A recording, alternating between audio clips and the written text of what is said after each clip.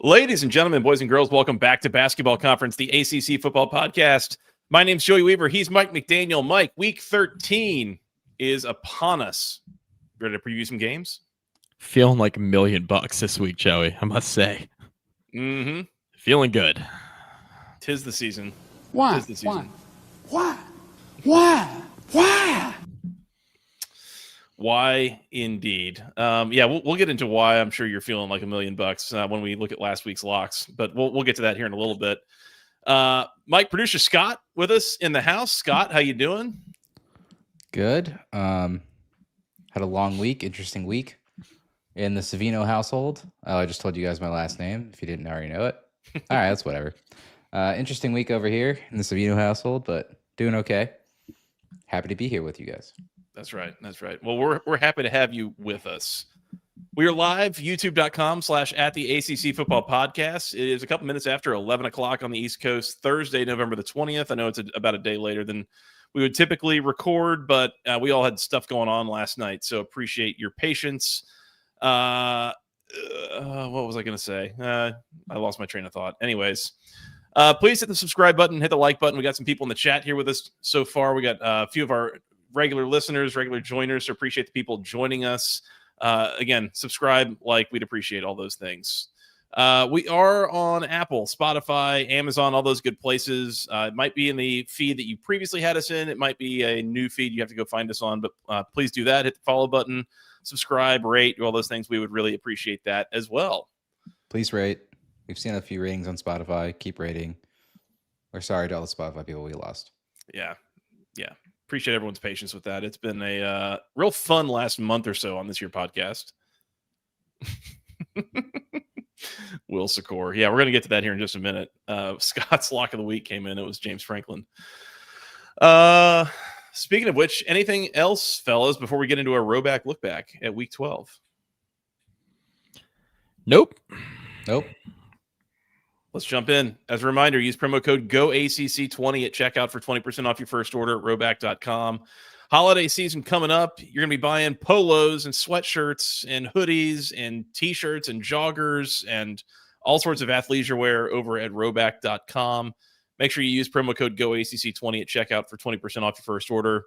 They got the game day collection. Looks great. They look great anywhere you want to be. You want to be on the tennis course, the golf court. You're going to work, you're going to church, you're going wherever you're going.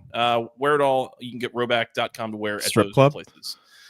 Hypothetically, I'm told, might be Never. discounts. If you're producing a podcast right now, you should be wearing Rhoback, as producer Scott points at his beautiful Q-zip. This is a lovely herringbone quarter zip, I think they call it, from Rhoback. Mm-hmm. They've got 20% going on right now for Black Friday, but if you type in our code, you still get the 20% and it helps us. So Did you say a herringbone? I believe it's herringbone. Yeah, it's a perfect so, one to wear to yeah. a strip club. Correct. think Bones they give Cabaret. Well, yeah. Real ones know. 3 minutes and 30 seconds in an ad read. We're live. Go to Rhoback.com. Use the promo code. We'd appreciate it. Just keep using the code. Rhoback will keep paying us. Yeah, there you go. Rhoback look back, week 12. Mike, I noted that you posted an article, was it Monday or was it Tuesday, citing that James Franklin had officially been hired, but I also noted that you did not credit producer Scott in your article, and that was very, very disappointing to me. Would you like to? Do you have any words for yourself on that? I mean, I wasn't expecting. How rude of you! I wasn't expecting an ambush here this evening, but here we are. What do you have to say for yourself, young man? It was Monday at like 4:03 and 35 seconds is when that article posted, and at 4:03 and 10 seconds is when Pete Thamel just upended. It's okay. I covered it for you, Mike. The problem was I wasted 10 seconds saying, Pat, it's time, to Pat 40. That's 10 seconds I'll never have back. Well, it's breaking now. Yeah. Oh, yeah. It's you and me both. Man, they did it. They did it. So Producer Scott's only going to allow us 7 minutes on this topic because we have a lot of games. Yeah, we're inside 7 minutes. We have a lot of games to preview tonight, so I won't waste too much time. The thing that is most impressive about this from Virginia Tech's standpoint is organizationally, they had alignment in a way I have never seen.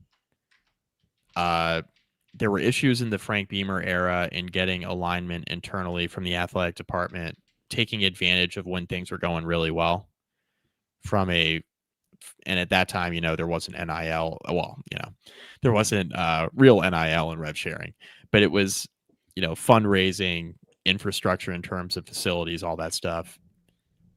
Tech kind of got complacent during the Beamer era. Fuente came in and said, from a facility standpoint, that Virginia Tech had fallen behind. They really needed to do something about that. And Virginia Tech started to do stuff about that, once got to the end of the Fuente tenure and into Pry. The Pry thing didn't work out. Virginia Tech's rector, John Rokovich, rector of the board, he basically asked Whit Babcock, the athletic director, to figure it out in terms of funding and what was needed. Whit Babcock puts together a presentation, says this is what we need. And then they put together a search committee with a bunch of high-ranking business people from the state of Virginia and elsewhere, and Bud Foster. And they said, let's go hire a football coach. James Franklin fell into their lap in terms of him being available. Nobody could have possibly seen this coming when they let Brent Pry go in September, but here we were. Bud reaches out to Franklin early on in the process. Franklin says, yeah, I'm a little bit, I am interested. Bud goes, okay. And then away they went. There were, I won't bore you guys all with the details, but Bud and another committee member, Jay Pearson, were really influential in the relationship building with Franklin. But of course, from a football standpoint, Pearson from the standpoint of, hey, what do you need? I'll get you what you need in terms of finances. One of the last hurdles to get over with Franklin is, would you be able to guarantee that you're going to get me X amount of money in NIL? The number that I heard was $15 million for next year's roster. Just in NIL, if you get that plus revenue sharing, you could put together somewhere between a $25 and $30 million roster in year one, which is something that Virginia Tech has never been in the neighborhood of. That's ever a significant amount of money. That's basically what Texas Tech did this year to put together their roster.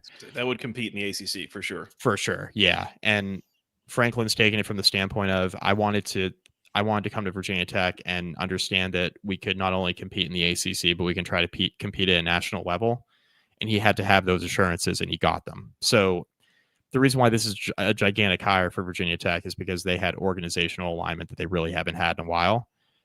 And then the money to boot, because a lot of the donors were not going to put forth this sort of financial commitment in terms of NIL and funding a roster unless it was James Franklin, right? And the fact that they went out and secured that with Franklin, got over the line, is something. So,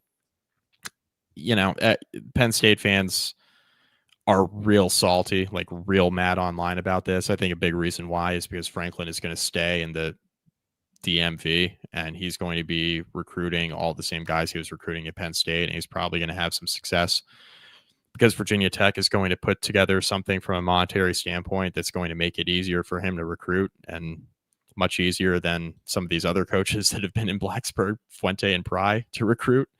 This is a different job that Franklin's taken over than the one that Pry had when he was fired in September. And I think Franklin's going to take advantage of it. It's a huge recruiting weekend this weekend against Miami. I don't expect the game to go very well for Virginia Tech, but they are going to have a bunch of recruits in town that he's going to try to flip. A lot of them are Penn State guys. So I think that's pretty significant. And then Cam brings up a really good point. Franklin only took, I did a podcast with Cam yesterday. Cam and Mark Rogers, Joey. Oh, wow. I didn't tell you that. Yeah, I meant to tell you. Franklin only took $9 million buyout money to move on. Penn State people can, sit here where the sun don't shine. Yes, I agree. But, I just want Virginia Tech to get to a point where Franklin's record against really, really, really, really, really, really, really good teams becomes an actual problem for Virginia Tech. That'd be great. That'd be a great place to be. Yeah. Yeah. So, love that. Great hire. A+. Yeah. I mean, as I said, when this kind of first became a discussion topic, which was, I mean, what did Did Brent Pry get fired like the same? There was like a week maybe before James like Franklin got 3 fired. weeks. Like I think it was 3 3 weeks. weeks. Three weeks before. It was a week before Oregon. okay, yeah. So I mean, but I said at the time, it's like, oh, if Virginia Tech can get James Franklin, that's a grand slam, and I maintain that this was a grand slam hire. I don't know that.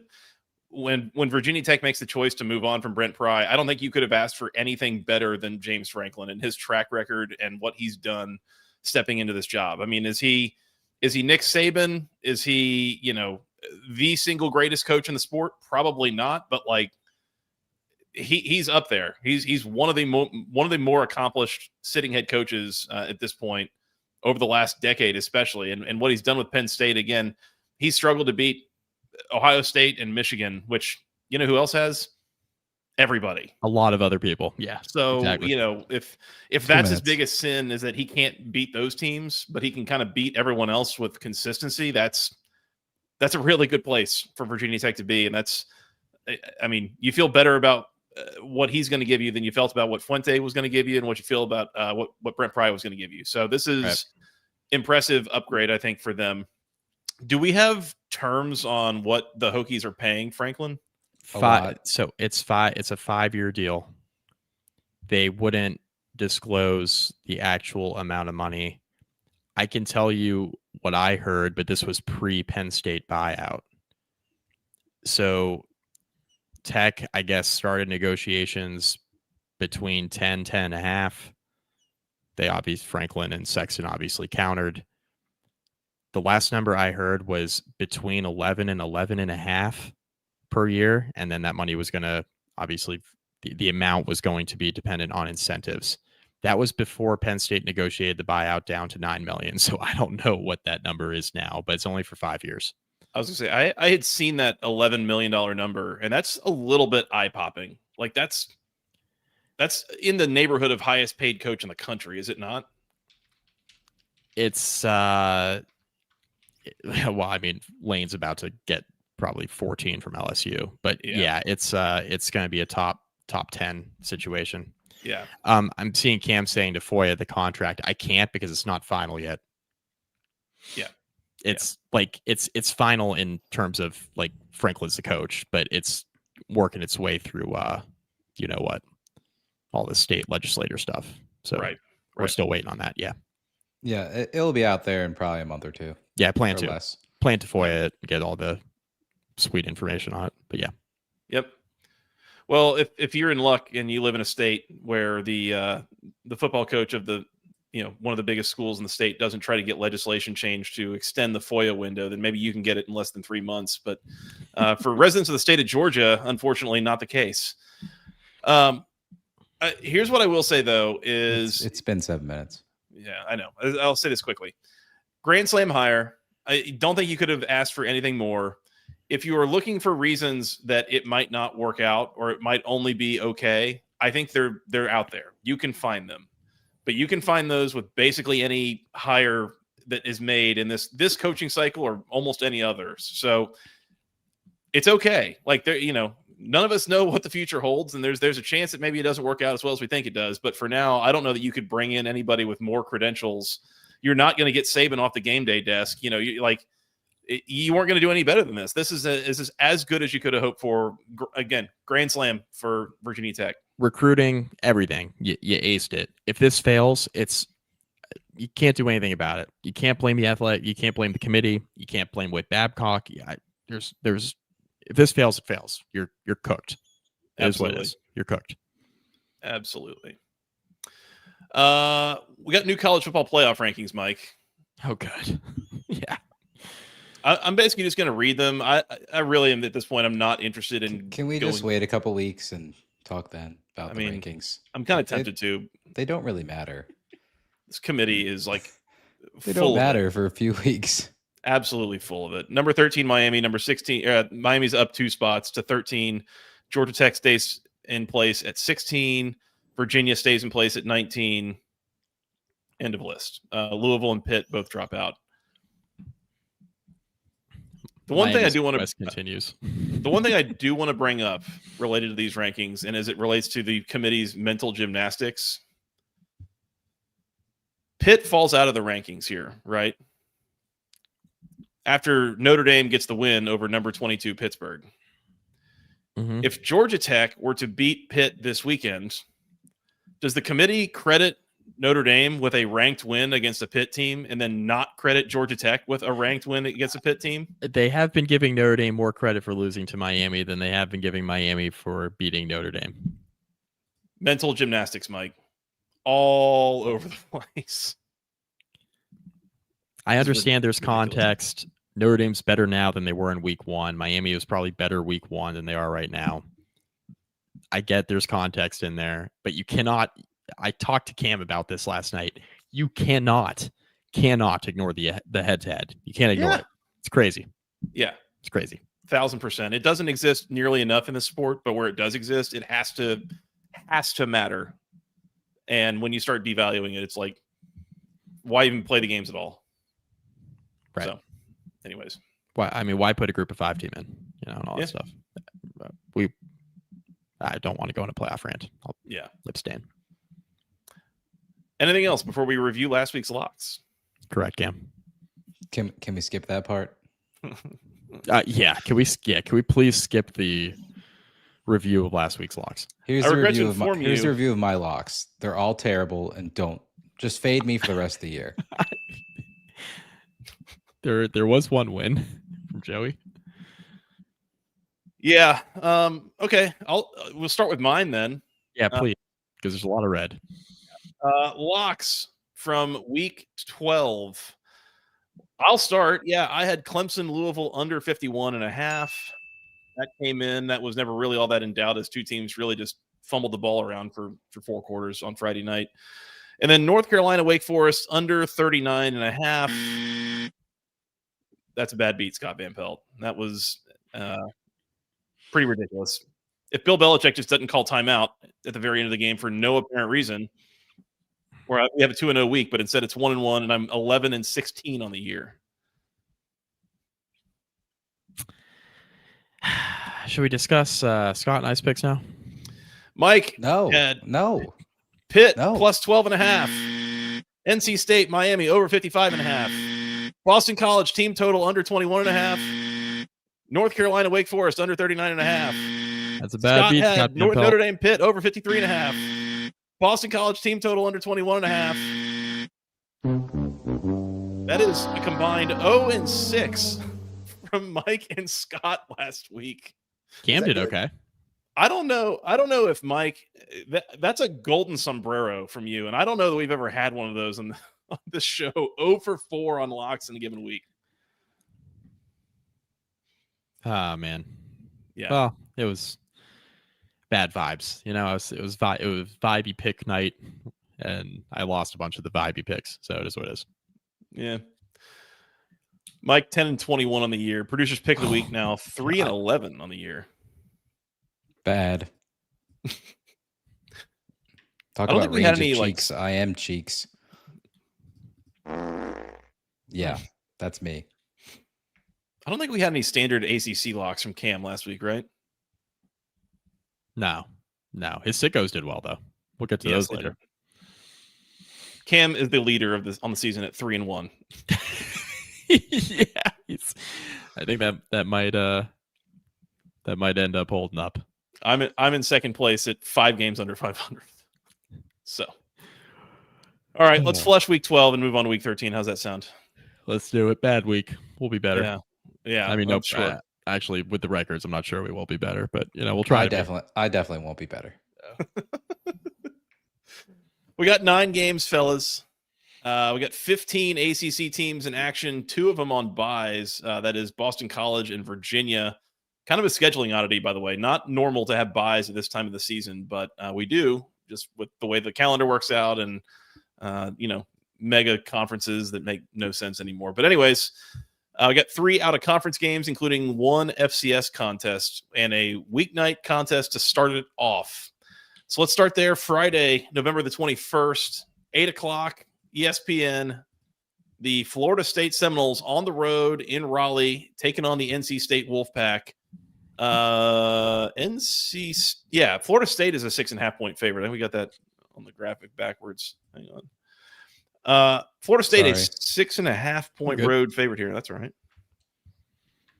Total is 59.5. Mike, I have trivia for you. Okay. When is the last time Florida State won a game away from Doak Campbell Stadium? That would be sometime in the year when they went 13-0. That would be the 2023 ACC 13-1. championship game. That's correct. Yeah. Florida State has not won a home game in almost 2 full calendar years, or an away game, a road game. They have not won a road game in almost 2 full calendar years. They are now laying almost a touchdown going into Raleigh, taking on the Wolfpack on a Friday night. Is this a senior night thing too for NC State, or are they? It is. Senior night for NC State. What are we doing? Well, I have a doc in front of me that I can't believe you're doing this to yourself. I cannot. Well, I mean, who am I to judge with my record on lock this year, though? Well, first of all, we know what this makes NC State. It makes them our, I almost said Yako's home dog of the week. Our home field apparel home dog of the week. Home field apparel, home dogs of the week, the NC State Wolfpack. As a reminder, use promo code GOACC24 at checkout for 15% off your first order at homefieldapparel.com. All sorts of great vintage t-shirts and other apparel for all your favorite teams. NC State, the home dog of the week. I'm declaring that. And we're locking up NC State plus a 6.5. You better lock it up. No, you lock it up. You lock it up. Lock it up. Lock it up. This is a good point from N. Dennis, by the way. This is also a bowl eligible game. Both these teams 5-5, playing for bowl eligibility. I mean, Florida State could win this game. NC State did not look great last week. Obviously, just like a total no-show against Miami. But I have to think at home, you're rebounding here. Florida State has not played well on the road in almost any situation in the last couple of years. I'm not going to overcomplicate this. Give me the points with NC State. I'm going to pick NC State to win this game on the field. No faith in Florida State, but the lock is on the spread. Florida State. I'm picking Florida State. Think they're better. Think NC State stinks. And you think Florida State? I don't think they're very good. But they. I don't trust either one of these teams. But NC State just did not look like they wanted to. Did not look like they wanted to be there last week against Miami. That game was over quickly. It's true. So Cam makes a good point. NC State can't stop the run. Florida State, the best part of Florida State's offense is running the ball. I mean, with Castellanos or anybody else. So, yeah, give me Florida State. Does Florida State show up? I feel like they've been a really flaky team the second half of this year of like different effort levels week over week. Does this game get Norvell fired if he loses? At this point, I don't know that they're already done firing that, right? I mean, you would already fired him, I guess, but buyout keeps going with every game he coaches. Keeps going down. So that's fair. Total's 59.5. Give me the under, by the way. I could see this being a little bit, not that, I don't know, not that either team's defense has been playing awesome, but again, could see another weeknight, sloppy, kind of situation as a potential, but definitely not locking that up this week. Yeah, I'm going to join you on the under. Yeah, that's fair. All right. Under for both of us. Mike laying them with Florida State. I have NC State plus the 6.5 on Friday night. hey, Beauty. I'd step away for a minute. They're the home dogs. Did you do it? We did. Wonderful. Moving on. Including a mini ad read and everything because we're good at this. And I almost did one for Yakos as well, Scott. Almost referred to him as show. Yakos. Yep, wrong show. That's correct. Show. Yeah. All right. Let's move on and go to Saturday, November the 22nd. We'll do these, as always, in chronological order. We'll start at noon on ESPN2 as the Louisville Cardinals are on the road in Dallas taking on the SMU Mustangs. SMU a 3.5-point home favorite here. Total is 51.5. We got some more injury news from Louisville. Apparently, Kewan Brown now joining Isaac Brown on the sideline at running back. Duke Watson still does not look like himself, so we're probably running out running back number 4 at this point. For what that's worth, I saw that Mark Ennis listed Miller Moss as objectionable for this weekend, so we'll see. I thought that was pretty good. Yeah, that is pretty good. Mike, I think I'm laying in with SMU here. Me too. I'm joining you. I think we're gonna find out here if Louisville's like ready to quit. Yeah, I think that's what we're gonna find out here. But it's funny because like a lot of times when a team quits, they're quitting on their coach. Yeah, I could halfway see them quitting on Miller Moss. yeah. Like I don't think that this team like dislikes Jeff Brom in the way that some of them have disliked Bobby Petrino or whatever. Like no, not a coach thing. But I could absolutely see the Miller Moss thing wearing real thin on a lot of the guys in that locker room. Yeah, I was thinking of the Paul Crew seeing the longest yard where the offensive line just lets the D line just cook. Mm-hmm. We don't do that in college. We don't want to throw any games now. We don't want to do that. Right. No federal investigations here. But yeah, I don't think they're too happy with the Midler, as we know. Yeah. The Midler on the roof, if you will. Good job. I like that. Yeah. Thank you. I think this Louisville team seems the way that they've lost the last couple of games. Remember, they're 7-3. Their 3 losses have been incredibly close, right? It was overtime against Virginia, it was overtime against Cal, and it was by several missed opportunities, losing by a point to Clemson last week. And yet, I feel like a back-to-back losses to Cal and Clemson the way they have, like, it feels like they could be on the verge of collapse here.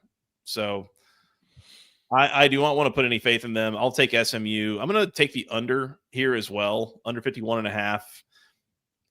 SMU's offense has not been particularly great this year. It's been, good enough. Obviously, they've won plenty of games, but not run up the score good. So we will see what it looks like in Dallas on Saturday, but give me the under. I think this could be a little bit more low scoring. I'm locking up the under. Give me under 51.5. You better lock it up. You better lock it up. No, you lock it up. You lock it up. Lock it up. Lock it up. Please. SMU's defense pretty good. Been playing well. Louisville's offense, Miller Moss, bad. And SMU's offense, Joey, like you just mentioned, has been not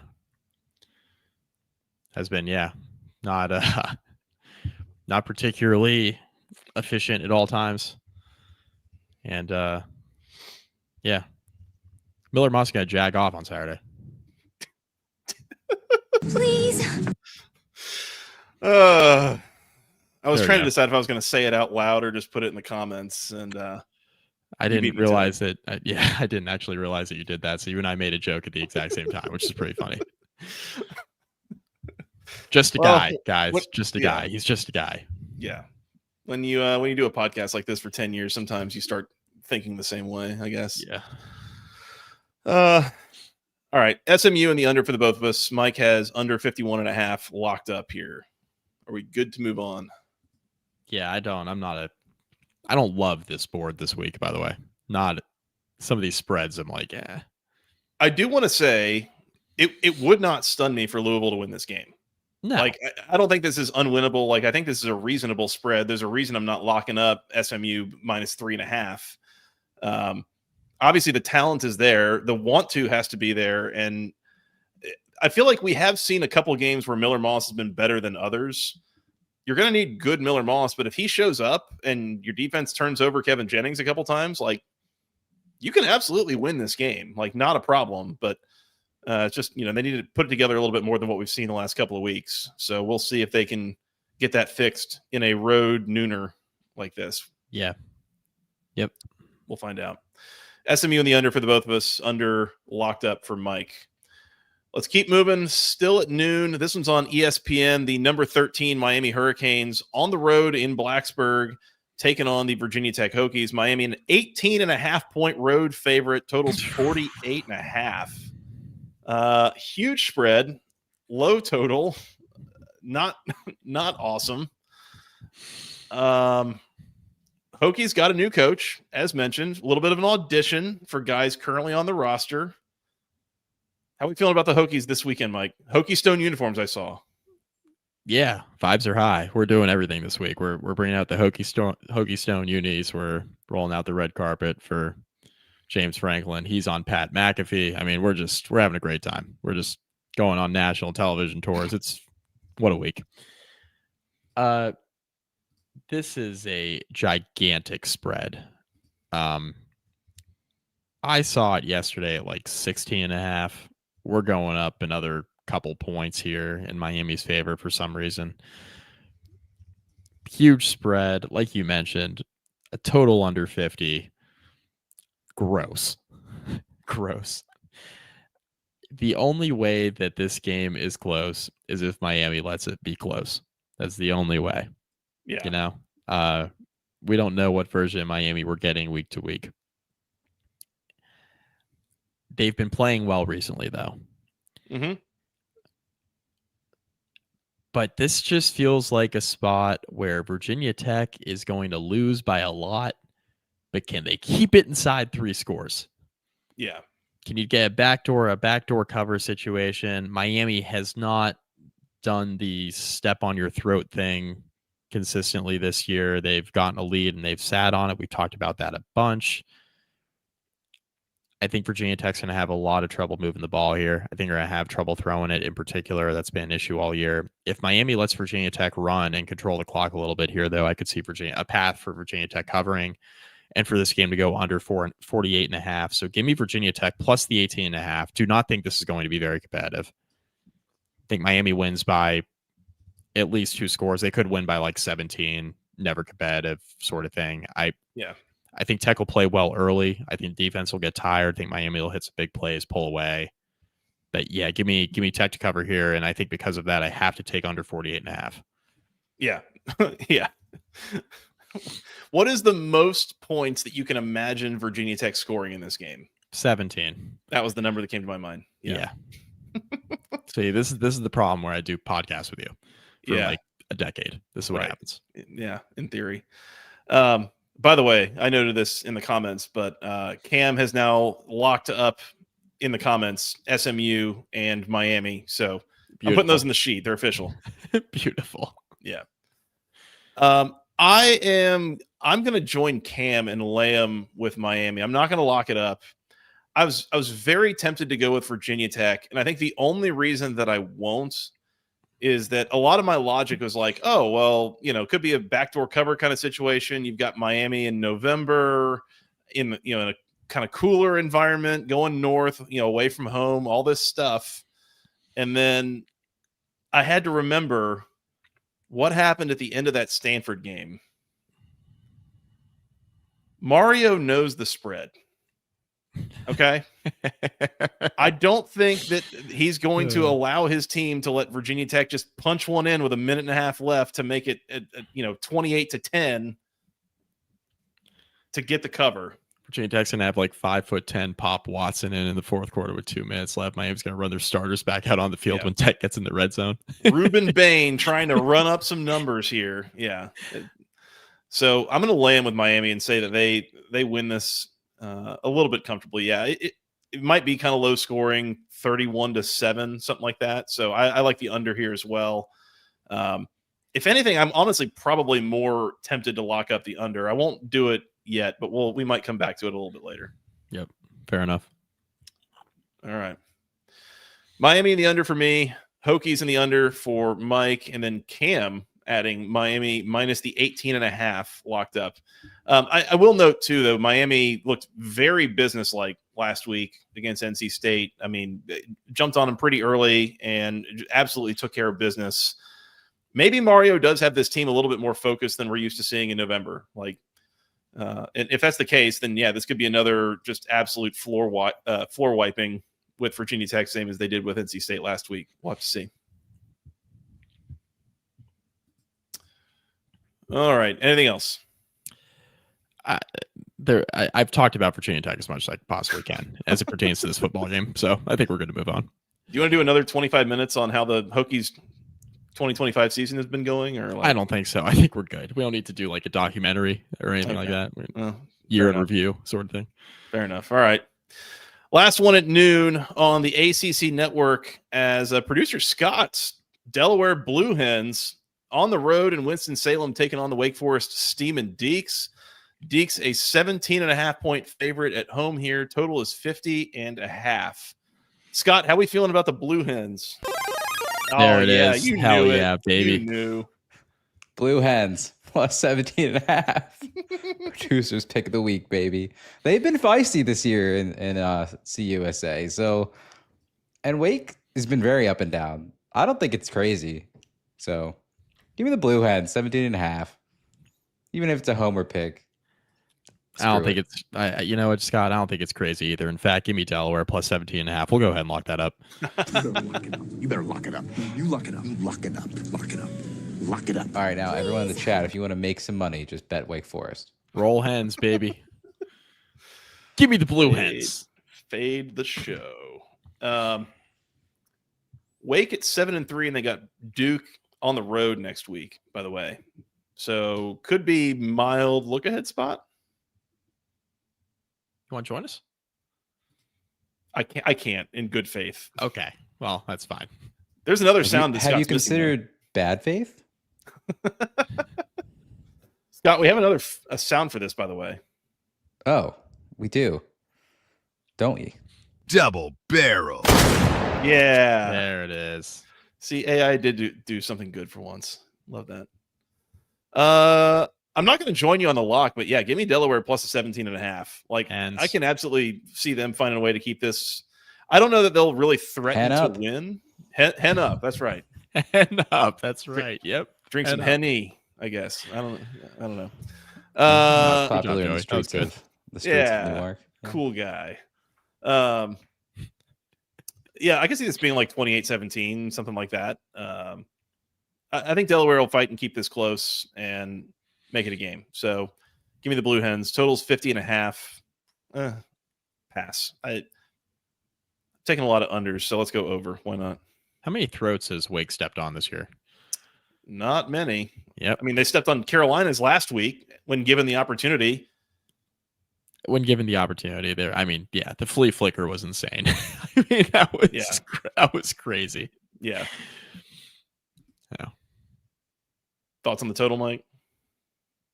I don't know. I kind of feel like you do, where I almost have to pick over because it's like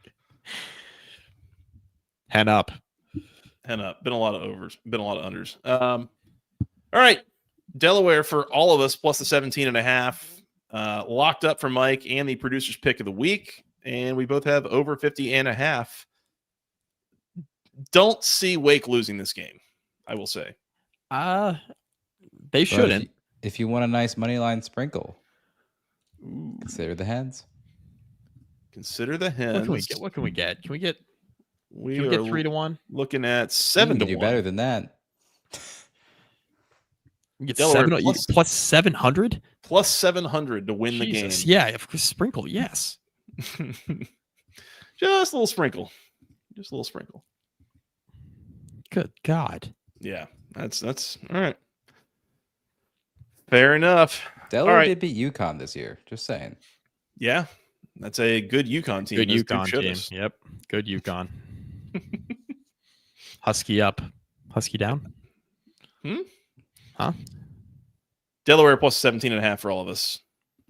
Let's move on. Go wrong. 3:30 on the ACC network. Let's go to Chapel Hill, where they're playing for the Victory Bells. The battle for the Victory Bells, the Duke Blue Devils on the road, taking on the North Carolina Tar Heels. Duke, a 6.5-point favorite here. Total is 51.5. This is a rivalry series, obviously. North Carolina leads 64-41-4 overall, but Duke won last year to break a 5-game winning streak for the Tar Heels. Hey, I have a question. Uh-huh. Do the local Raleigh adult cheerleading results impact the outcome or the influence on this game? Not all the precincts are in. I think we're still counting votes there. I think so. So obviously, I don't know if you guys saw, but there was a tweet a couple days ago that was a couple of pictures snapped showing Bill Belichick at his girlfriend Jordan's adult co-ed cheerleading team. I guess it was a meet or a show or something. An event. The best thing that I saw was Peter Burns at ESPN retweeting it saying, "By the way, becoming a member of an adult co-ed cheerleading team needs to be the number one punishment for finishing last in your fantasy league next year." Yeah, that was pretty good. That was pretty good. Outstanding. I don't know, man. Carolina's been playing a little bit better. Duke, by all means, should be a touchdown better in this game, but they have just found ways to be sloppy and let games be closer than they need to be and lose games that they shouldn't. They're just a very untrustworthy team, I feel like, especially laying close to a touchdown here. So give me Carolina plus the 6.5. I think they at least keep this close. They could win this game, honestly. Let Darian Mensah make a couple mistakes. More importantly, total's 51.5. Carolina games right now, not pointsy. We're locking up under 51.5. Double barrel. You lock it up. Lock it up. Lock it up. Lock it up. Please. Double barrel. Join you on the under. Yeah, join you on the under. Darian Mensah with the turnover issues, North Carolina with just moving the ball issues in general. I would be very surprised unless we get a defensive score. This feels about 4 or 5 points too high to me. I mean, Carolina just had a game where the total was 39.5. Yeah. And they were a dumb last second timeout away from that getting there, going under that. Now it's 51.5. Yeah. I know Duke's defense has been a little bit leaky, but Carolina still can't move the ball. So yeah, I don't know. Yeah, and I think Carolina's defensive line can have some success against this Duke front also. That's been an issue this year for Duke. Running the football has not been good to them, and a lot of pressure has been put on Darian Mensah. I do like the matchup up front for Carolina's defensive line, which has been the best part of their defense against Duke's offensive line. This is an under game for me. I think Carolina plus 6.5. I think there's a chance they win this game outright. Duke is better, but like you said, Joey, laying almost a touchdown in a rivalry game. I can't even really call it's technically on the road, but they're all together there, like a 20-minute drive or whatever it is. Yeah. But laying almost a touchdown in a rivalry game. Yeah, this is a big one. This would put Belichick in the good graces of the athletic department, the fans, if they beat Duke this weekend. That would be a good thing to do for him. It would go a long way. Yep. I'm trying to remember. Carolina 4-6. So they need this for bowl eligibility. Duke has already gotten there. They're 5-5. They haven't gotten there yet either. And they got Wake next week too. So Duke needs to win one of these final two to even make a bowl game, which, again, super weird year for the Blue Devils. Very weird. Love the under, though. Yeah, love the under. Did you say you're on Carolina plus 6.5? I'm on Carolina plus 6.5, maybe outright. Okay, yeah. Yeah, I'll leave that one alone from in. Yeah. You know what? They're at home. Sure, Carolina outright. They win the game on the field. Okay, all right. Well, yeah. Say it with your chest. There you go. With my chest. Yeah, after stumbling around on my words for 20 seconds on it. That's fine. All right. Anything else on this game? Nope. I was going to throw out, I was looking at the Wikipedia page for this game earlier as I was prepping for the show. Did you know Carolina won this game every single year except for one from 1990 to 2011? That is 22 renditions of this game that the official scorebook would tell you 19 wins for Carolina, 1 win for Duke, and 2 vacated Carolina wins. So the vacated ones are funny. Yeah. Who can say if those games actually happened or not?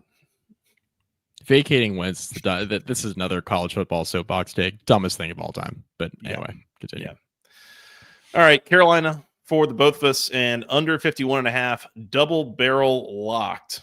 I don't know if we have stats on the double barrel locks this season, but I'm pretty sure we don't want them. So They can't be good. They can't be good. I mean, the stats on our other locks are great, so those can't be bad. Right. Anyways, all right. Moving on. We will keep it at 3:30. This one's on NBC and Peacock as the Syracuse Orange are on the road. This is in South Bend, right? It is. It's not like a MetLife Stadium situation South or anything Bend. like that. Okay, South it's in Bend, South Bend. Taking on the number 9 Notre Dame Fighting Irish in what they're calling a name your score game. I don't really know what that means, but we'll get into it here. Notre Dame is a 35.5 point favorite in this game. Totals 50.5. Implied score math is hilarious. A lot to a little. Yeah, this is what, like 42-7 or something would be the implied score here. Yikes. Syracuse announced that they're going to be starting Joseph Filardi again. I don't know. Are we punishing Ricky Collins? Are we trying to save Ricky Collins? You're punishing Joe Filardi, aren't you? Yeah. What did Joe Filardi ever do to deserve this? This is a name your score special for Notre Dame. I don't know what I would assume the team total here for Syracuse is like 7.5. My favorite pick here, honestly, might be to go under that, but in a way it feels a little too easy. Like, is something else going to come out of that? I don't know. I'm just going to keep my mouth shut. Lay him with the Irish. Fair enough. That statement will make a lot more sense here in about 10 or 15 minutes. Yeah. Well. All right. We'll come back to that. Okay. Maybe. Beautiful. I will we will. also. Yeah. Go ahead. Finish what you're saying. Sorry. I was just going to say, we will. We will come back to this. This will not be the last we're hearing of this game this evening. Okay. Fair enough. I will. Yeah. I'll also lay him with Notre Dame. Notre Dame in pretty good position for the playoff right now, but style points don't hurt. And I don't know how much this Syracuse team has left in the tank at this point, going on the road into South Bend. Only thing I can imagine, I did extensive research preparing for this show. Notre Dame, in their final game next week, they're traveling to Stanford. So that's 10:30 technically Eastern kickoff next week. The Notre Dame beat writers were not happy. Yeah, well, sorry, cry me a river. It's a tough job having to cover college football for a living, I'll tell you. Yeah, that must really suck. Feel so terrible for Pete Sampson and whoever else. Was that supposed to be like a meta joke there, Mike? As that is literally your job. The ones that have to travel to cover it, I guess. I could just do it from the comfort of my home, which is nice. Yeah. I'll lay him with Notre Dame. I guess I'll take the under. I would not recommend betting this game. This is a massive spread and a massive difference, and it's all about whether Notre Dame wants to call off the dogs or not. So, like, I would just leave this alone. Again, I think they're going to just give the ball to Jeremiah Love about 20, 30 times, see how many touchdowns he can get, and then call off the dogs. Yeah. God, but I'm still upset that ESPN didn't think of the beat writers. It's horrible. Won't somebody think of the media? Why couldn't this be an 11 o'clock start? Yeah, right. Are you on the under as well here, Mike, or you think Notre Dame goes over by themselves? I think they go over by themselves. That's fair. I think they go over by themselves. My only question is whether or not Notre Dame beats Syracuse worse than they beat Arkansas. That's my only question. So you know what? Give me the over. Producer's pick of the week? Yeah, hell yeah. Over 50.5. I'm just shooting from the hip now because I'm so far in the hole that I got to try to make up somewhere. I mean, there is some logic with the choice, right? I have to go 8-0 to get back to 500. Like, I'm gonna be picking deep into bowl season here about trying to keep the ball out of this hole. This guy's gonna be chasing picks at the San Diego County Credit Union Poinsettia Bowl. I thought you were gonna mention the other bowl game, and I was gonna come through this screen and beat your ass. And you know exactly what bowl game I'm talking about. The one on Christmas Eve that you and I both watched that went really, really poorly for the two of us. Yeah. The worst beat of my life, I swear. Yeah. Hated Zach Wilson ever since. Zach Wilson. Remembering some dudes. All right. Notre Dame for myself and Mike. I've got the under. Mike's got the over, and Scott has over 50.5 as producer's pick of the week number 2. Are we good to move on here? We are. Last one in this afternoon window at 4:30. Yeah, that's 4:30 on the CW is,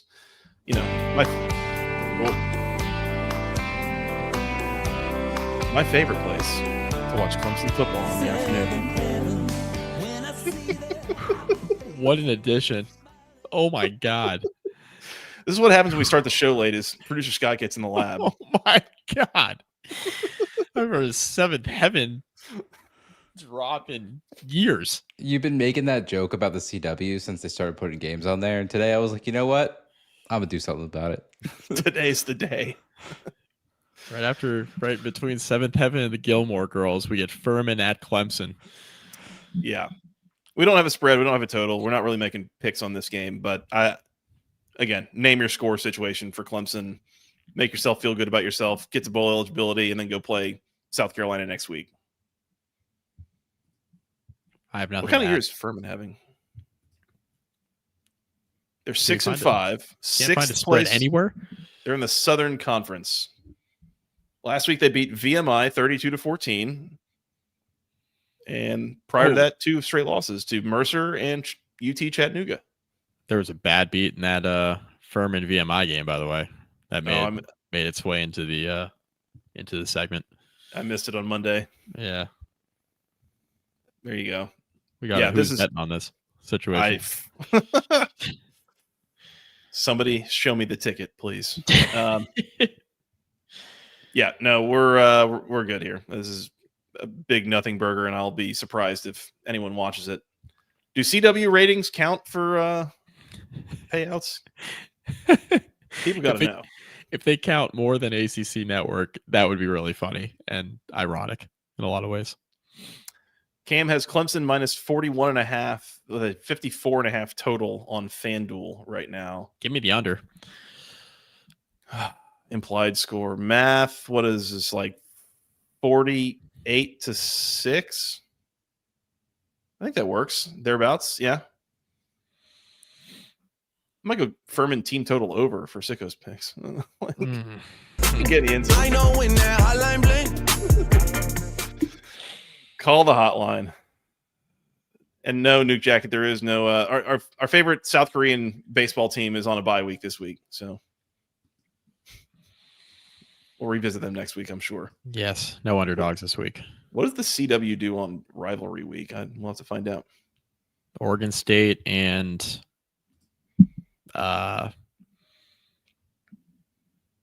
who's on their schedule? It would be a lot more helpful if ESPN hadn't 6-day held half the freaking games on next week's slate. I bet you can guess what game it is next week. Boston College, Syracuse from the JMA Wireless Dome. Yep. The grossest game of the year. There you go. By the way, I'll take the under in that one. All right. It's as low as $3 for that game next week. There you go. I'd rather just bet $3 on it. How many tickets do I have to buy to trade for one beer at the stadium? Can I bet first quarter spread and then use that to buy beer? Yeah, there you go. There you go. All right. Should we move to the evening slate? We shall. We shall. Let's do it. Let's go to 7 o'clock. ESPN, Bobby Dodd Stadium, Atlanta, Georgia. The Pittsburgh Panthers on the road taking on the number 16 Georgia Tech Yellow Jackets. Jackets a 2.5-point home favorite here. Total is 61.5. Georgia Tech win here, clinches an ACC championship game berth. Desmond Reed got carried off the field last week, listed as questionable. Maybe he plays, maybe he doesn't. Mike, unbiased opinion here. How are you feeling about this game? Well, I'd like to bring up Cam's comment first. Cam is a huge Pitt fan this weekend, not because he likes to see your demise, Joey. That's just an added bonus. Ban Cam from these comments yet? It's because if Georgia Tech wins this game, Miami is eliminated from ACC championship game contention. So Georgia Tech has a chance to do the funniest thing ever. Sorry, Cam. How do I feel about this? I don't feel great about it for Georgia Tech because I just watched Georgia Tech's defense last week, and that was horrendous. Now, the good news is that Georgia Tech plays a lot better at Bobby Dodd than they do on the road. It is a night game. They need it really bad. I think they're going to get it. Give me Georgia Tech. I'll lay the 2.5. I'm really looking forward to watching this game. I think Pitt could easily win this game. This is as coin flippy as coin flippy can get. I think Georgia Tech wins this game inside a touchdown. At the end of the day, the rationale for me is that no matter how poorly Georgia Tech's defense plays, it seems like Haynes King always has an answer on the other side of the ball. Always has an answer. Been pulling him out of the muck all year. I made the comparison of Haynes King to Cam Ward and what in terms of impact that he was making on this roster this year. I think this is a game that's going to get a lot of eyes, national television. It gives Haynes King a chance to really put his stamp on the game and give the nation an opportunity to see how good he is and give him an opportunity to get to New York for the Heisman Trophy ceremony. So this is, I'm on the Jackets. Don't make me regret it. I see a spread like this. It's a bit of a Vegas 2.5 for home field, and otherwise you guys figure it out. Even teams on a neutral field, basically.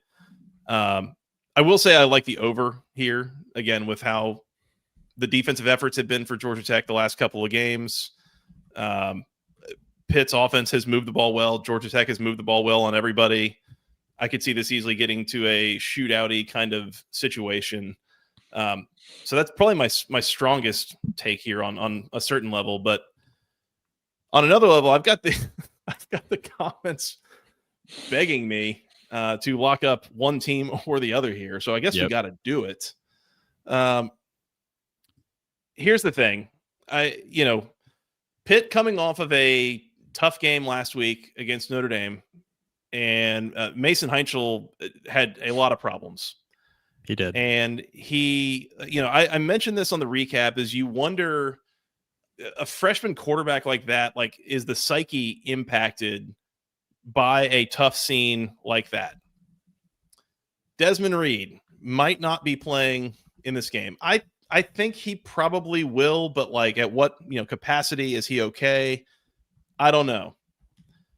It is senior night.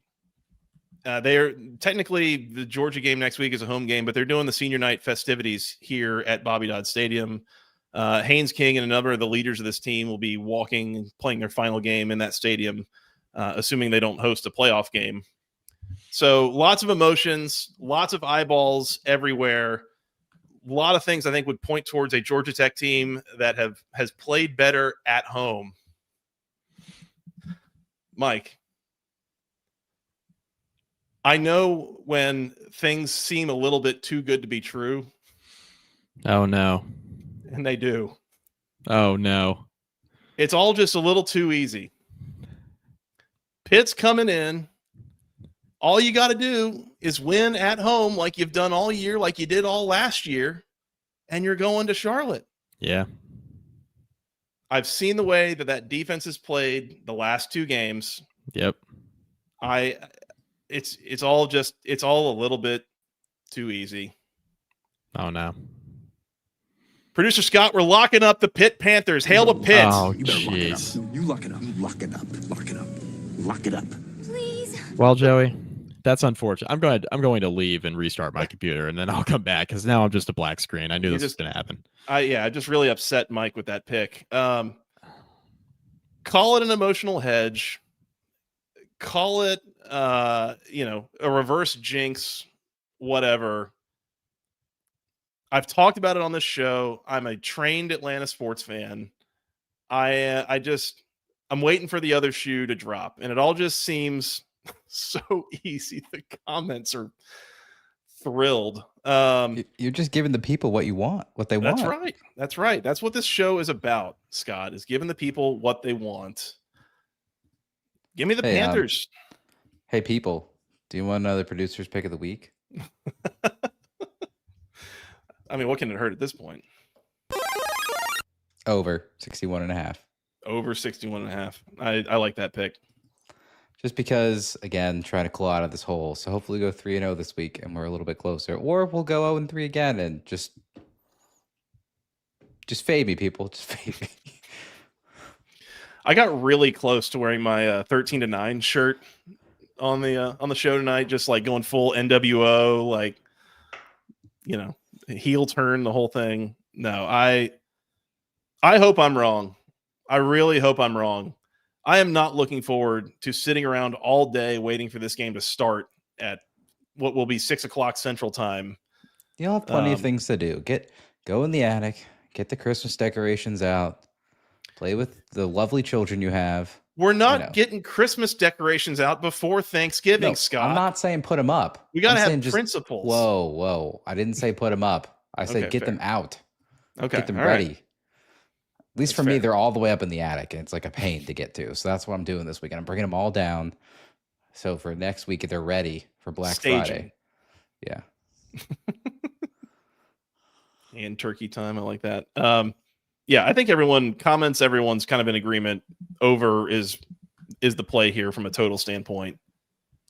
But I hope I'm wrong. I'll gladly give this lock away and take that on my record on the year if I'm wrong here. But I don't know. I'm a broken man inside when it comes to being a sports fan. So there it is. I'm back, Joey. That was a quick restart of the computer. If you had restarted, we would have been here until next Tuesday waiting for you to come back. Yeah, I would have logged in midway through the recap. So. Right. Yeah. Yeah. Hour in, we still have been waiting on Joey. I assume you're on the over here as well, Mike? I'm on the over, yes. Fair enough. I think I have to be. Oh, Mike, I made another producer's pick of the week. Oh, dear God. Yeah, I mean, why not? Let's just keep firing from the hip. That's right. It's that meme of you keep digging. You just got to keep digging and get to those diamonds, Scott. I've paid for diamonds. I'd rather do that than dig. I feel that. All right.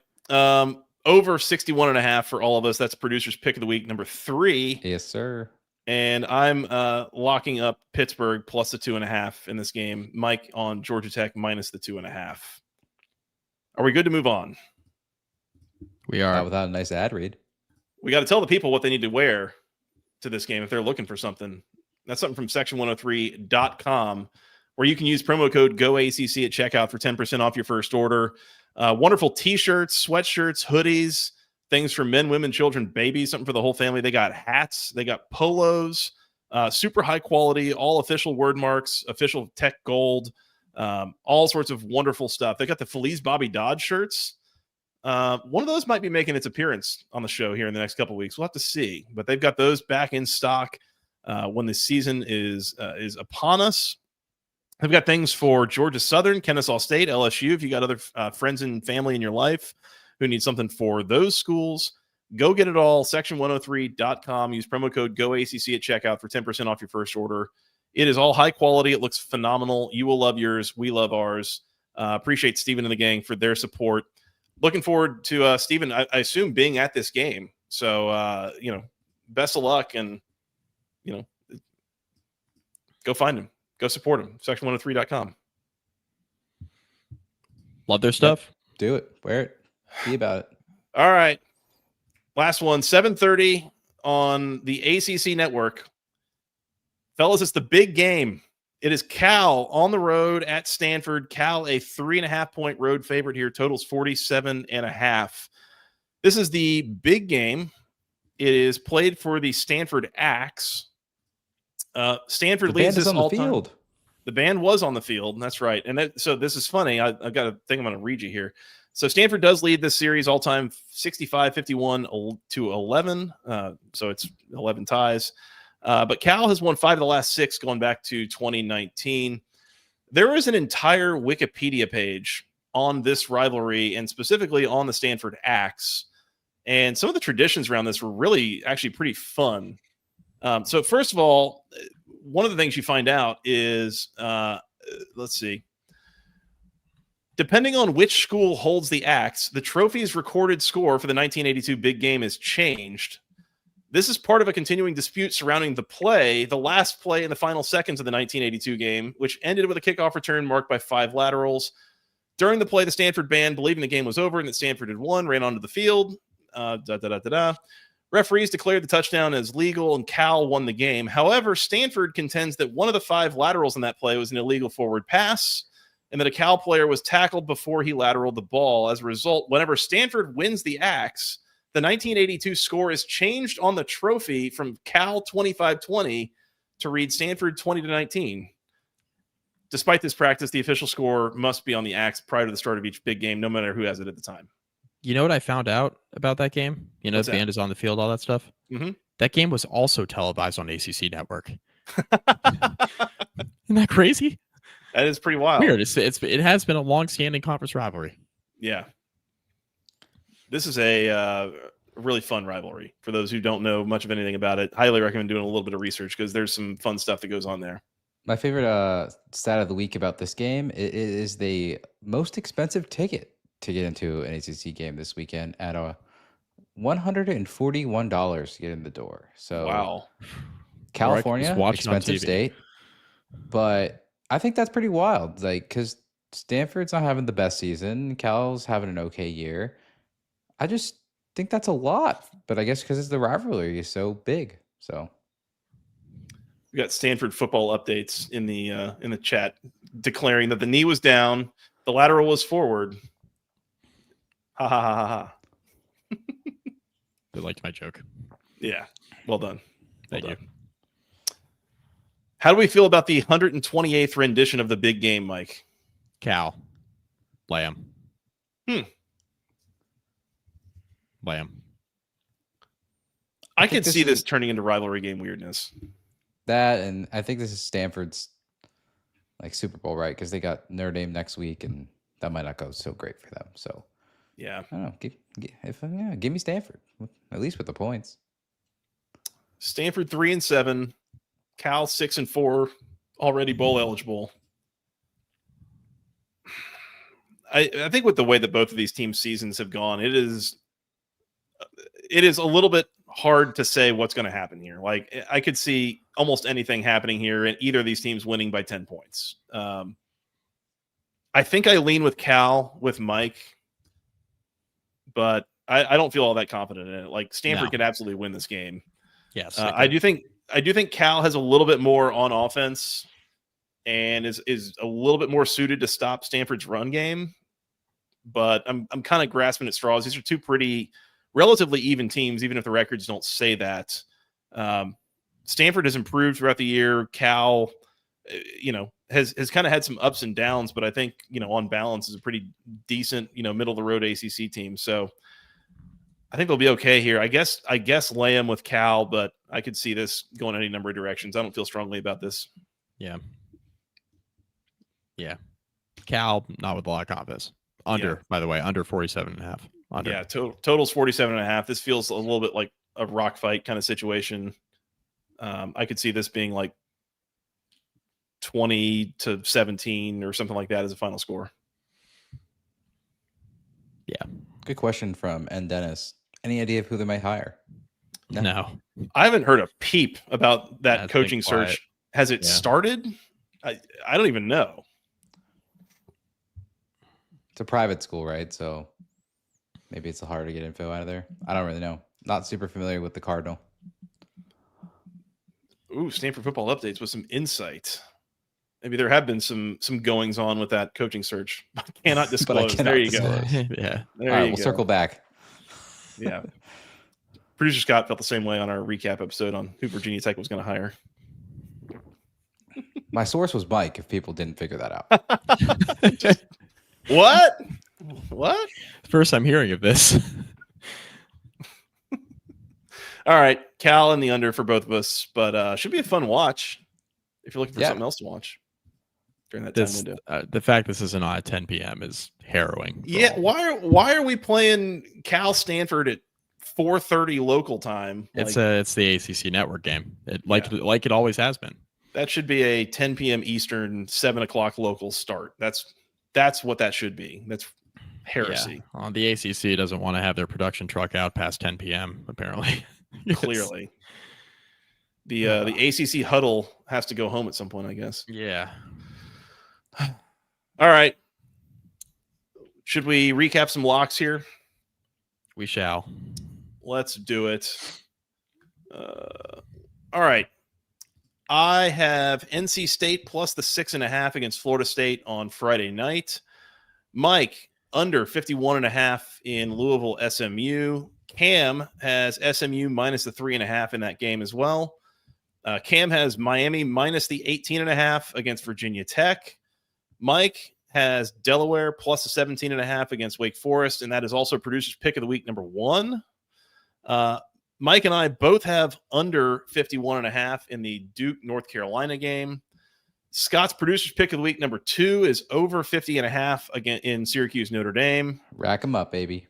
I have Pitt plus the 2.5 at Georgia Tech, and Scott has producer's pick of the week is over 61.5 in Pitt, Georgia Tech. Cam has Notre Dame minus a lot. Notre Dame minus the number for Cam. I'll add that to our sheet as well. All right, fellas. Fun week ahead. That's all I got on week 13. Anything else before we get out of here? Oh dear. I don't care. I'm Sickos. Sickos picks of the week. Never gets week old. 13. Funny story about the sound drop. I was on the Peloton this morning. My Peloton's right there. And Sicko Mode was one of the songs. And when the beat dropped, I just automatically said, I don't care, I'm a sicko while I'm riding the Peloton. It just sounds right. It just sounds right. All right, Sicko's picks. Let's look at last week's picks from week 12. We had a profitable week. At least Scott and I did. Let's start with, I'll just go down the sheet as in order. Mike, you had a 1-3 week. You had Georgia State plus a 7.5 against Marshall. Penn State minus 7.5 at Michigan State. Baylor plus 7.5 at Utah. Tennessee Tech plus the 21.5 against Kentucky. 1-3 week, 11-14 on the year. I had Tulsa plus the 2.5 against Oregon State. Out there on the field. East Carolina minus the 3.5 against Memphis. Out there by the hook. And South Alabama minus 5.5 against ULM. 3-0 for your boy. 12-5 on the year. Producer Scott had Nevada. Yes, sir. Plus a 6.5 against San Jose. Whoa. That was 9.5. Sorry, and they won 55-10, baby. Yeah. To clarify, Nevada was almost a 10-point underdog and won by 45 points. Yeah, that's going to get investigated by the feds, I think. Yeah, what happened there? What did Scott know? What did you know, Scott? I said both these teams suck. They're getting almost 10 at home. Let me take them. I didn't project them to win by 45. That was on their own doing. Absolutely ran it up. And then also had Scott's Wyoming. Scott's had an interesting week, and it's because the mob's after him. Yeah. And my last name does fit in with them. Yeah. Oh, there you go. And then he also had Wyoming, Fresno State under 40.5. 2-0 on the week, 6-10 on the year. And then finally, our guy Cam, Fresno State, Wyoming over 39.5. Air Force UConn over 63.5. North Texas UAB first half over 35.5. Penn State, Michigan State first half total under 24.5. That cut to 24 points. It got there by the hook. And Boston College first half team total under 9.5. Shout out to Blake Gideon in the fight in Georgia Tech defense for ruining that one late in the first half. Fellas, we move on to week 13. Can I start with Cam's picks? Yes. Sure. He sent us these yesterday afternoon. Some of these lines might have moved, but we will honor what he sent us because we're busy people and could not do the show yesterday. Cam this week, starting out, Minnesota Northwestern, first half under 20.5. That is a first half rock fight. Call the hotline. He has Georgia first half minus 24.5 against Charlotte. No sleepy start there for the Dogs in Athens. Nevada, Wyoming under 41.5. All right. Hawaii, UNLV over 64.5. Oh that could be a my really God. fun game. Yeah, that could be. That could be first one to 40 potentially. Mm-hmm. Yeah, I like that pick. And he has James Madison minus 13.5 at home against Wazoo. I don't mind that either. Good picks.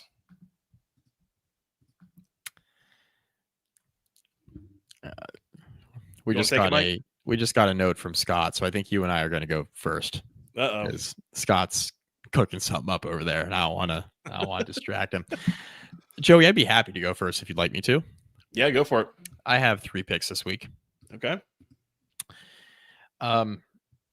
You'll recall that Ole Miss was a gigantic favorite a few weeks ago when I was in Disney against the Citadel, and I took the Citadel, and that came home for me. We're getting to that point in November where these SEC schools are playing teams that nobody has ever heard of except those who went to said school. I've heard of this school that I'm about to mention, Joey, but the same principle applies. Texas A&M, it took a lot out of them last week. They had to stage a wild comeback against South Carolina after playing the worst half of football they could have possibly taken. Came all the way back, won the game, played hard. Stalling for you, Scott. This week they're hosting Samford, Joey. Samford is a 54.5 point underdog.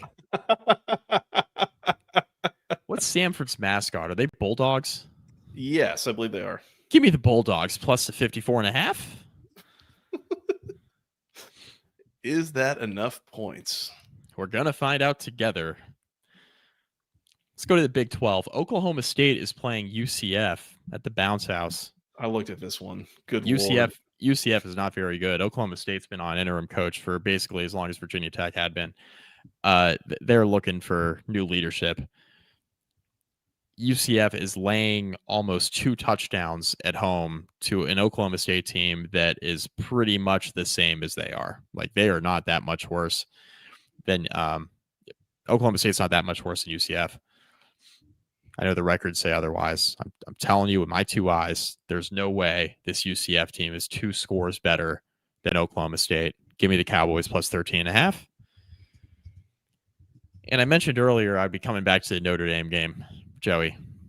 And the one thing I didn't mention, because I didn't want to spoil anything, the one thing I didn't mention when I was making that pick is that I'm not sure how many times Syracuse is going to cross midfield with Joe Filardi at quarterback. And because of that, Joey, yes, Syracuse, the team total is 6.5 for the game. But why not take it a step further? You know? You got like a shutout prop you're going to here, or like? In a manner of speaking, Syracuse first half team total under 2.5.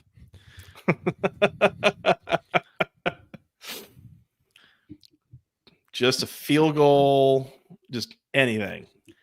I'm Except not sure. Safety. I'm not. I'm going to take the under on Syracuse crossing the 50-yard line. If you put that line at 2.5, I think I'd take the under. That's outstanding. Syracuse first half shutout. At plus money, I'm getting like plus 136 on that.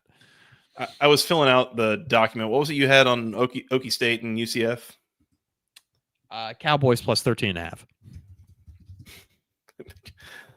I thought about it and I was like, I don't need this. I don't need to trust Oklahoma State to do a single damn thing at this point of this season. Like that's a thing. Okay.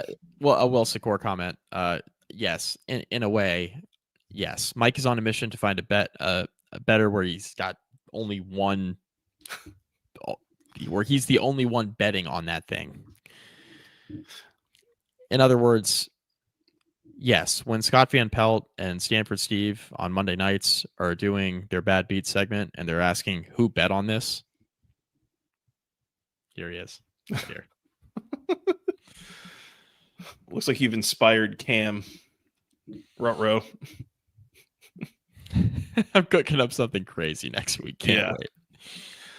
Samford plus 54.5. Syracuse first half team total under 2.5, and Oklahoma State plus 13.5 against UCF. All right, I'll go real quick. Give Scott some time to finish up here. He's good. I'm good. I'm ready. You can go now if you want, Scott. All right, guys. So what I was making for the last 5 minutes, we're talking about Sickos, right?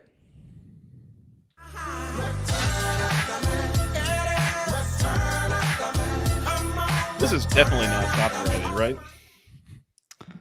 We're going back to the Mac. Not that our show knows anything about copyrighted content. Yeah, I mean, we'll just make another 3 seconds won't get you. Well, 3 seconds won't get you dinged. At least that's what they tell me. I was looking at the board and I was like, what's out there? Let's look at the Mac. Hence the sound. For those of you that don't know that song in the chat, you're missing out. Return to the Mac, Mark Morrison. Anyway, you guys heard of the Rockets of Toledo? Mm-hmm. I have. You got a real rocket. 20 at Bowling Green. There are plenty of jokes there about Rockets. They're welcoming Ball State into town. That's fitting. Ball So Hard University plus 28.5. Oh, hell yeah. Toledo. Hell yeah. Go Cards. Toledo hasn't really blown anyone out. Ball State hasn't really been blown out except for one game against Western, which seems like kind of fluky. Give me the Ball State Ballers. I don't know. Remember last year when Joey said they're from Ball, Ohio? That's Ball, not true. All Ohio. Yeah. Ball's not even a state, Scott. Correct. Either is Boise. That was an all-timer. I forgot about that.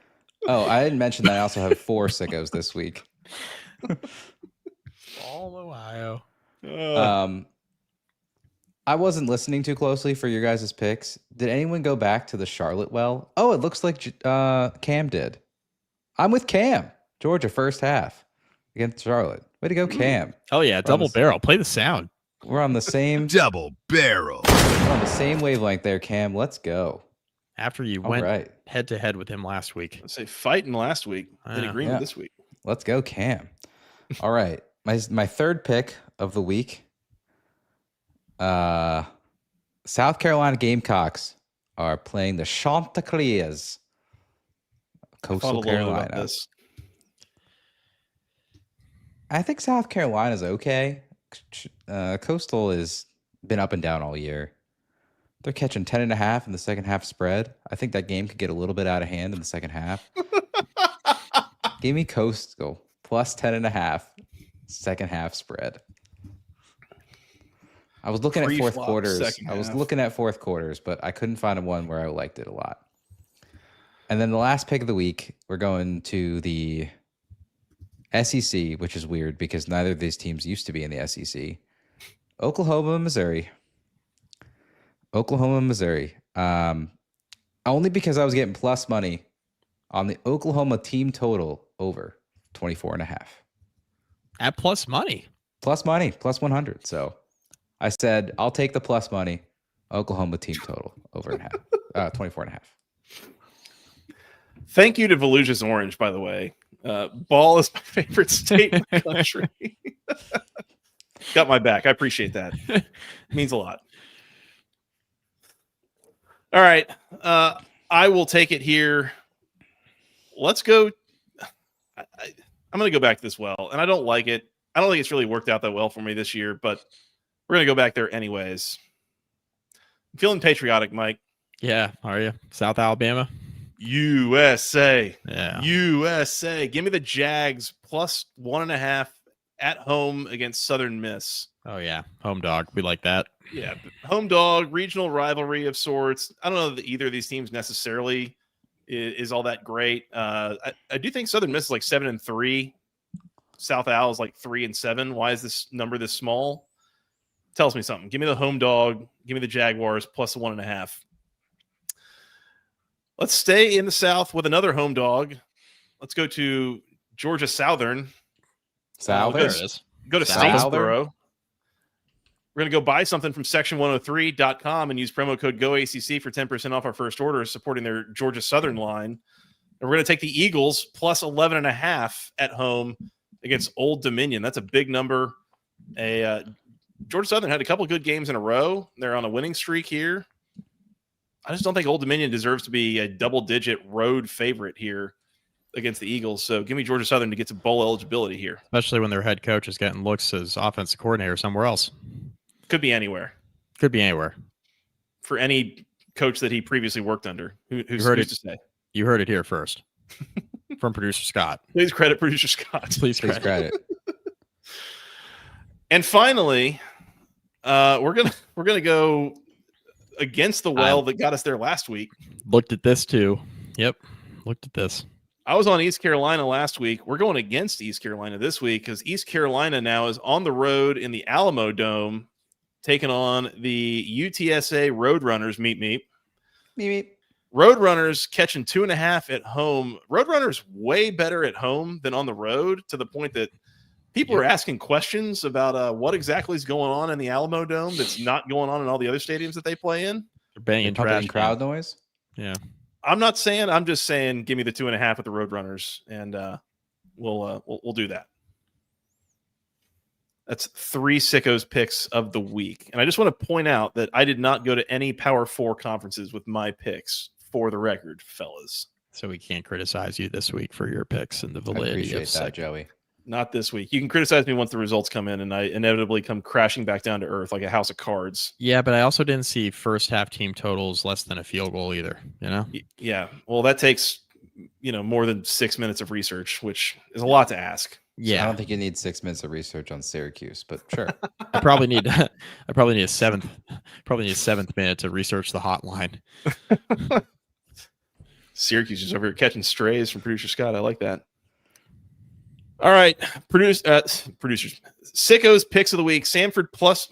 Mike has Samford plus 54.5 against. Oh, why did I not write this down? They're at. You can do it. Texas A&M, Joey. Texas A&M. That was the one. All right, Samford plus 54.5 at Texas A&M. Syracuse first half team total under 2.5 against Notre Dame. And Oklahoma State plus 13.5 at UCF. I am on South Al plus 1.5 against Southern Miss. Georgia Southern plus 11.5 against Old Dominion. And UTSA plus 2.5 against East Carolina. Scott is on Ball State plus 28.5 at Toledo. Georgia first half minus 24.5 against Charlotte. Coastal Carolina second half plus 10.5 at Coastal Carolina or at South Carolina. And Oklahoma team total over 24.5 against Missouri. Cam has Minnesota Northwestern first half under 20.5. Georgia first half minus 24.5 versus Charlotte, along with producer Scott. Nevada, Wyoming under 41.5. Hawaii, UNLV over 64.5. And James Madison minus 13.5 against Washington State at home. Your Sickos picks of the week, everybody. Beautiful. Oh, yeah. Well done. Fun week. Okay, now for real, that's all I've got in week 13. Anything else before we should get out of here? No. Mercer, Wilson, of course, says Mercer to cover against Auburn. That is another huge spread game. Auburn starting a freshman quarterback. A very What's good the- one. With an interim What's the head line? coach. What's the line? Oh, boy. It's smaller than 54.5 because I looked at it. 51, It is 46. Mercer's 9-1, by the way, and really pretty good. So careful, Auburn. Have a chance to do the funniest thing ever. 27.5. 27.5. There you go. Who was it I saw? Did I see this right? Did you guys see that there was someone who fired their coach early in the year? In the last week or two, didn't someone's interim head coach get fired too? Did I see that right? Was that from the MAC or something? Can you imagine firing the interim? No, like I've never heard of that. And then You're I out was too. like, Is this? I don't know what's real anymore. Is it AI? Like, who knows? But like, you want to talk about getting the interim fired? If Auburn loses to Mercer, who's your interim head coach to coach against Bama in the Iron Bowl next week? John Summerall. I kept getting people asking me if James Franklin was going to coach the game this weekend. I'm like, how dumb are people? Do we not know how this works by now? They're not going to coach a game without their staff or their players. Yeah, no. They have enough going on. They're trying to put together their own staff and recruit and look at the portal and evaluate the team. They're not then going to come in and game plan with a bunch of coaches they haven't worked with before. Like, what are we doing? Yeah, that's not how that works. So it's okay. I mean, everyone, every time is someone's first time. I guess that's true. Yes, that's true. You're right. You know what? I'll stop being such an asshole. I doubt it, but that's fine. You should doubt it. On that note, you want to work on getting out of here? Yeah. Shout out to all the people in the chat with us tonight. It's been a fun crew. We've had a lot of great participation. Please hit the subscribe button if you haven't already. Hit the like button, hit the bell icon. We'd appreciate that. Go find us on Spotify, Apple, Amazon, wherever you get your podcast content. There's even some of the obscure ones, iHeart and Overcast even, who's to say. But go find it all there. basketballconferencepodcast@gmail.com is the email address. Nailed it. Thank you. Twitter @FTRSJoey, @Mike McDaniel SI, together at BC Podcast ACC. Anything else? Nope. You guys want to come back and recap these games? Probably Sunday night. See you then. We'll see you then. Keep an eye out too, by the way, for next week's schedule. Yeah. Usually the week of Thanksgiving gets a little funky. So once again, hit the bell icon on YouTube. You'll be notified when we're going to go live. If you want to join us for the preview of our final week 14 rivalry week, all that before the Thanksgiving holiday and all the festivities there start. So go check us out. Yep. We'll let you guys know. All right. For that guy, Mr. Mike McDaniel, for Mr. Producer Scott, I'm Joey Weaver. Thank you guys so much for listening. We'll talk to you again very, very soon. Enjoy the games. Until next time, go ACC.